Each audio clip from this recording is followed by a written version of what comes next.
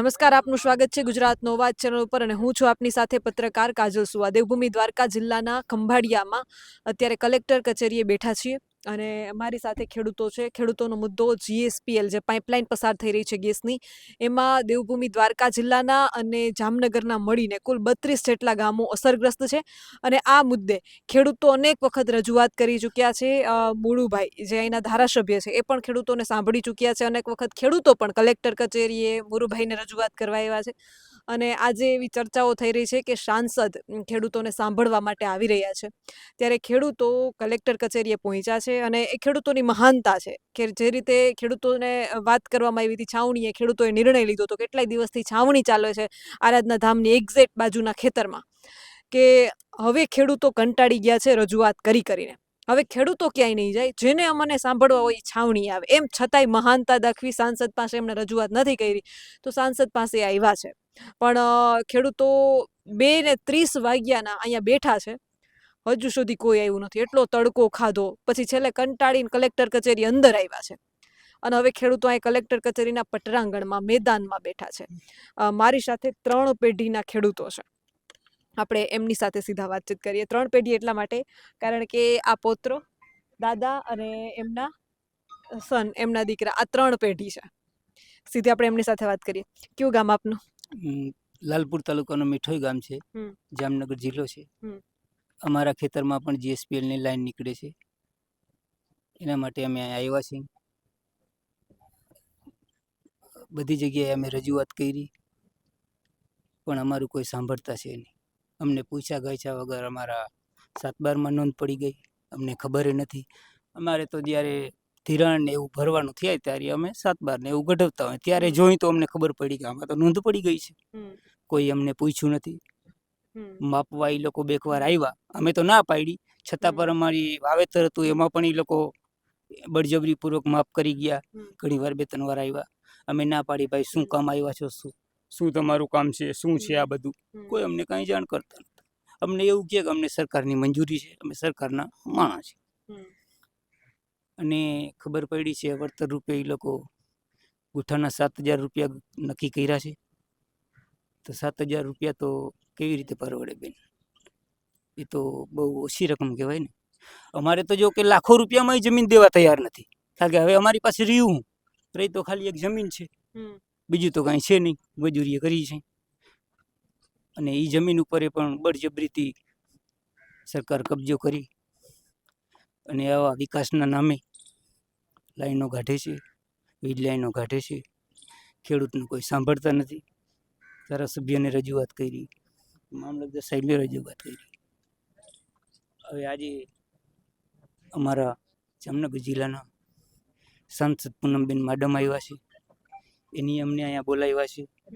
એના સમક્ષ પણ રજૂઆત કરશે. કેટલા વાગે બોલાવ્યા હતા? બોલાવ્યા તો 2 વાગ્યાનો ટાઈમ હતો બેન. અત્યારે કેટલા વાગ્યા? અત્યારે તો બેન 4 વાગ્યા આવ્યા. હજી અમે 1 કલાક બહાર બેઠા તો ન્યાય તડકો હતો, ઝીણા ઝીણા ક્યારેક વાદળ આવે તો વરસાદ પણ ચાલુ છે. તો ત્યાં બેહીને થાય કા એટલે હવે અમે અહીંયા બેઠા છે. 1 કલાક થઈ ગઈ છે, હજી કાંઈ અંદરથી કોઈ જવાબ આવ્યો નથી. બેઠા જ છે અને અમે હવે બેહવાનું જ છે, કારણ કે અમે 20 દિવસ થયા તો બેઠા જ છે. હું અમારી છાવણી છે ત્યાં બેઠા હતા. હવે ઉहाँથી કોઈ એમ કહે કે અહીંયા સાહેબને રજૂઆત કરવાની છે તો અહીંયા આવીને બેસી જાય. સાંભળતા કોઈ નથી, એમ નહીં ખબર છે. હવે આજે સાંસદ આવ્યા છે, અમને આશા છે કે એ અમને સાંભળે અને અમારા માટે કંઈક યોગ્ય નિર્ણય લે, એવી આશા છે. 3 પેઢીને કેમ આજ મેદાનમાં ઉતરવું પડ્યું? 3 પેઢી 4 જણા છે બેન, 2 દીકરા છે ને 3જો છોકરો છે. એટલે ગેસ લાઈન આવે છે, કોઈ જાતની અમને તો ખબર નથી બેન. ખબર નથી ને વચમાંથી લાઈન વચ્ચોવચ્ચથી કાઢે છે. 24-25 વીઘા નંબર છે મારું. એક વાવ આમ બોર છે, અતરાદી બાજુ અને ઉગોમડી બાજુ કૂવો છે, એની વચ્ચોવચ્ચથી કાઢે છે. હવે તો અમારે કેમ કરવું બેન? આમ સામે એક ઓયડી છે, ઓયડીએ પણ એમાં જાય છે, તો એ કે પાડી નાખવી જોઈએ. તો એ પાડવા તૈયાર થઈ ગયા બેન. આ ગેસ લાઈન નીકળે છે તો અમારું તો કોઈ કલેક્ટરને અરજી દીધી, મામલતદારને અરજી દીધી, કોઈ અમારું સાંભળતા છે નહીં સાહેબ. તો હવે આવ્યા છે. આજ પૂનમબેન અહીંયા આવવાના હતા, 2 વાગ્યાનો ઓર્ડર હતો, પણ છતાંય હજી 2 ને 4 સાડા 4 થયા તો કંઈ બારોબાર બેઠા છે તડકાનો. અવાજ છે કઈ, અને 7,500 રૂપિયા ભાવ કીએ ગુઠાનો. કેવી રીતે 50,000 વીઘો નથી અમે દેતા, લાખ કીએ તો વીઘાના નથી દેતા બેન, એટલો ભાવ છે. 40 લાખની વીઘોની 40-45 લાખ રૂપિયા અમારી આ વીઘાની કિંમત છે બેન. હમ.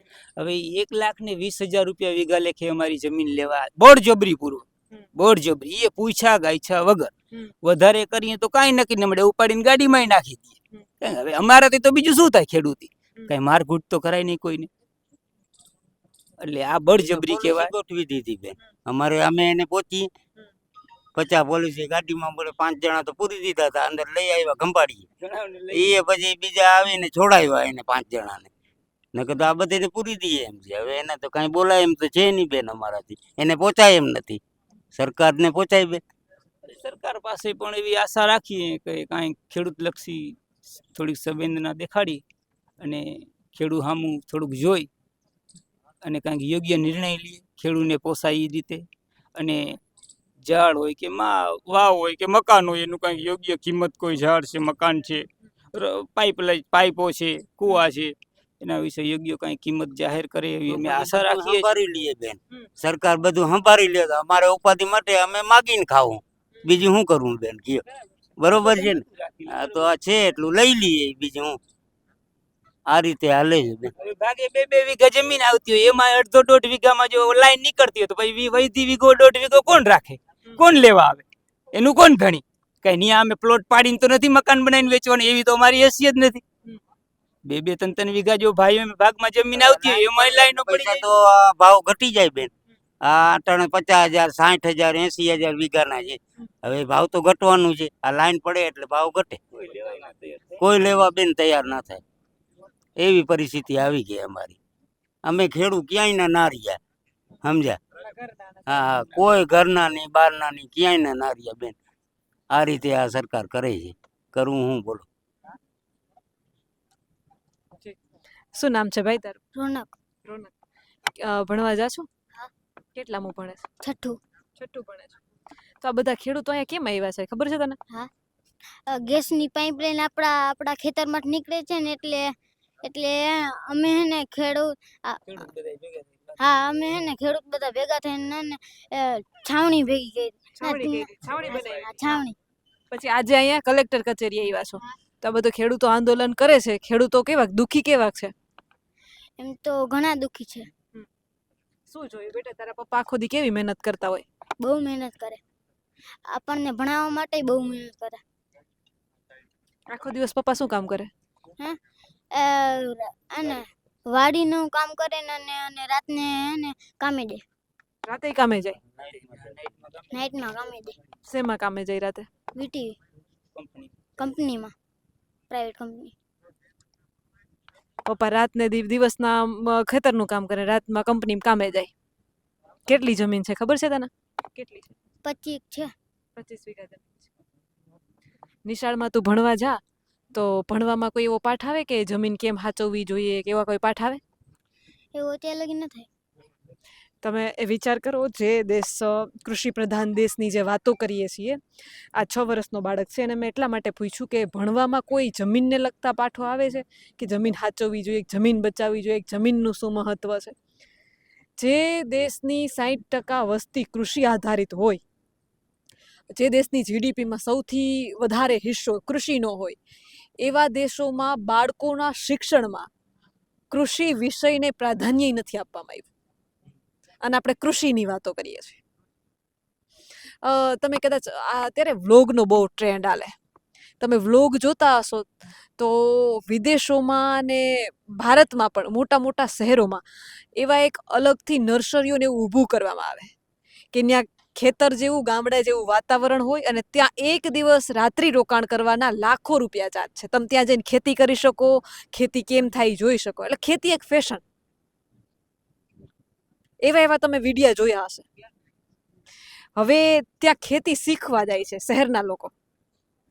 તો જે બાળકો જેમના માતા પિતા ખેતી કરે છે, જે ગામડામાંથી છે, એમના ભણતરમાં કૃષિ ખેતીનું સમાવેશ નથી. હા, તમે કહેશો કે ભાઈ પાઠ તો આવે છે, કેટલે પ્રકારની જમીનો, આ તેન આબોહવા, પણ એવું તો બિલકુલ નથી ને કે ખેતીનું મહત્વ શું છે, કુદરતી ખેતીનું મહત્વ શું છે, રાસાયણિક દવાઓ જે વાપરીએ છીએ એ આપણી માટીને ભરખી રહી છે, આ બધું જ્ઞાન ક્યાં છે? અને આ જ્ઞાન જો આપણે આવતી પેઢીને નથી આપવાના તો પછી આપણે જમીન કઈ રીતે બચાવશું?